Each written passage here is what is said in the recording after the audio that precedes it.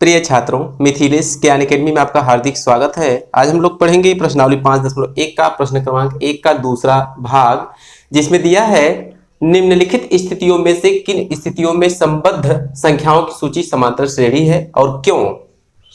Second part में दिया है कि किसी बेलन में उपस्थित हवा की मात्रा जबकि वायु निकालने वाला पंप प्रत्येक बार बेलन की शेष हवा का 1/4 भाग बाहर निकाल देता है।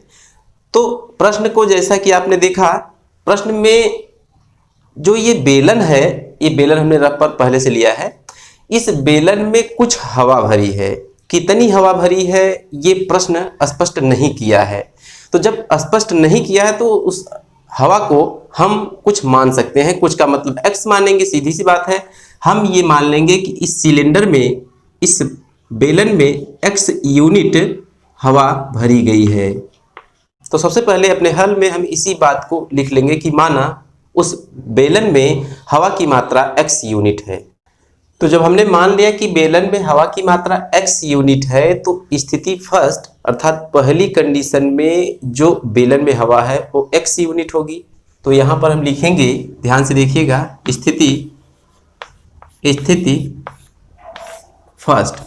स्थिति फर्स्ट क्या कह रही है कि उस बेलन में हवा की मात्रा x यूनिट है, ऐसा हमने लिख दिया। जस्ट इसी प्रकार से स्थिति सेकंड को हम देखते हैं। तो स्थिति सेकंड में क्या हो जाएगा, स्थिति सेकंड हमको देगा कि शेष हवा का, तो शेष हवा को हमने पहले लिख लिया x है, में से शेष हवा का 1/4 भाग घटा देंगे। तो शेष हवा x है का 1/4वां भाग हम घटा देंगे। तो ये हमको क्या देगा कि x माइनस ज्यों का त्यों रहेगा, जहां का होता है उसका मतलब होता है गुणा। तो लिख देंगे x गुणे 1/4। थोड़ा और ठीक करेंगे तो हमको मिलेगा x माइनस x का गुणा 1 में होगा तो मिलेगा x/4। थोड़ा और ठीक करेंगे तो 4 का गुणा यहाँ होगा 4x माइनस x/4। थोड़ा और ठीक करेंगे तो 4x में से x घटाएंगे 3x/4। तो स्थिति सेकंड में हमको मिला है कि 3x/4 यूनिट वायु शेष रह जाएगी, हवा शेष रह जाएगी उस बेलन में। अब स्थिति थर्ड को देख लेते हैं। स्थिति थर्ड में क्या है कि शेष हवा का अर्थात 3x/4 में से 3x/4 इसका लिख देंगे का 1/4 भाग बाहर निकल रहा है। ध्यान से देखिए, शेष हवा कितनी, 3x/4 में से हम इसी शेष का 1/4 भाग घटा देंगे तो स्थिति थर्ड निकल कर आएगी। तो इसे हम ठीक करेंगे तो हमको मिलेगा 3x/4 माइनस 3x/4 का मतलब क्या होता है, गुणा 1/4। ठीक करेंगे तो 3x/4 माइनस 3x का 1 में करेंगे तो 3x, 4 चौका 16। ध्यान से देखिए कि 4 और 16 का LCM अर्थात लघुत्तम समापवर्तक 16 होगा। अब 4 से 16 में भाग देंगे तो 4 बार जाएगा, उस 4 का गुणा 3x में होगा तो मिलेगा 12x। चिन्ह माइनस का ज्यों का त्यों रहेगा। 16 से 16 में भाग देंगे, 1 बार जाएगा, उस 1 का गुणा 3x में होगा तो अर्थात 3x ही हमको मिलेगा। तो कुल मिलाकर मिला क्या कि 12x में से 3x घटाएंगे तो हमको मिलेगा 9x/16। तो 9x/16 स्थिति थर्ड में उस बेलन में बची हुई हवा है। अब हम फोर्थ को भी देख लेते हैं। तो फोर्थ में क्या हो जाएगा, शेष हवा 9x/16 में से इसी हवा का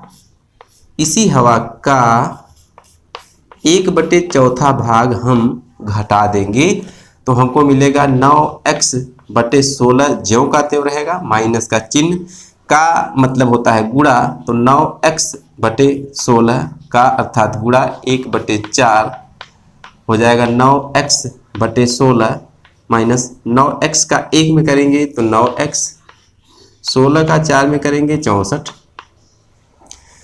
तो कुल मिलाकर हमको मिलेगा 16 और 64 का LCM 64। 16 से 64 में भाग देंगे 4 बार जाएगा, 16 चौका 64 और उस 4 का गुणा 9x में होगा, 4 9 36x माइनस 64 का 64 में भाग देंगे 1 बार जाएगा, 1 का गुणा 9x में होगा तो 9x मिलेगा बराबर 36 में से 9 घटा देंगे तो 27 मिलेगा। क्या मिलेगा? 27x बटे 64।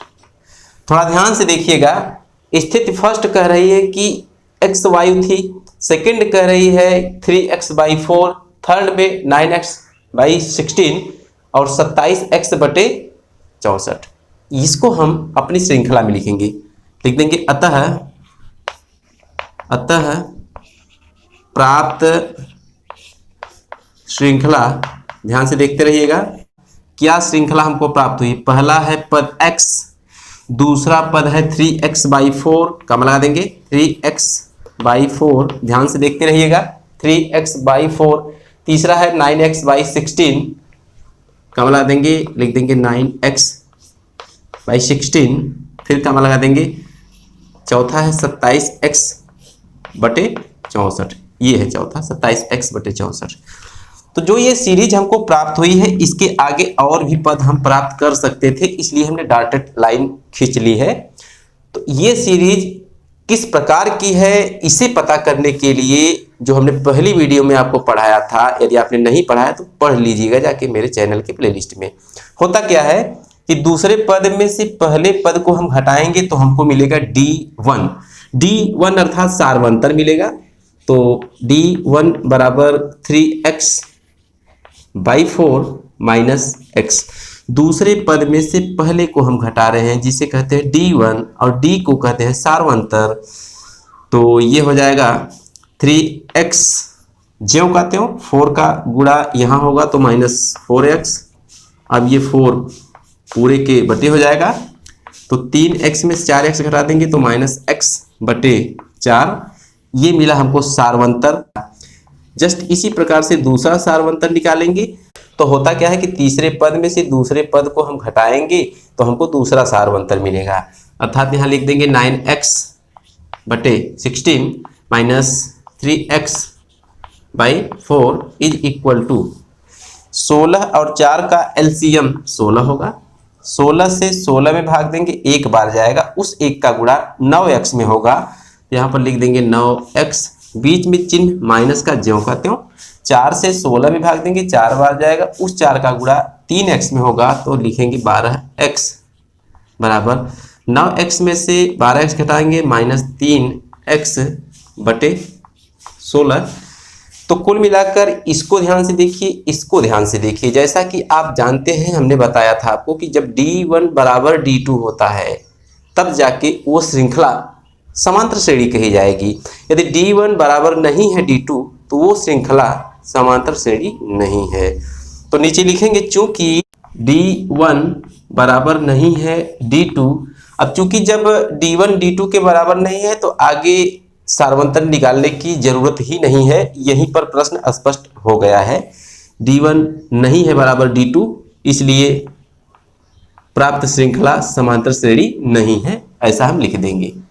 तो कुल मिलाकर D1 D2 के बराबर नहीं था, इसलिए यह जो प्राप्त श्रृंखला है, ये वाली श्रृंखला, ये समांतर श्रेणी नहीं है। इसी बात को हमने नीचे लिख दिया है, तो यही रिजल्ट है इसका। तो आज की वीडियो में बस इतना ही, फिर मिलेंगे अगले क्वेश्चन के साथ अगली वीडियो में। तब तक के लिए धन्यवाद।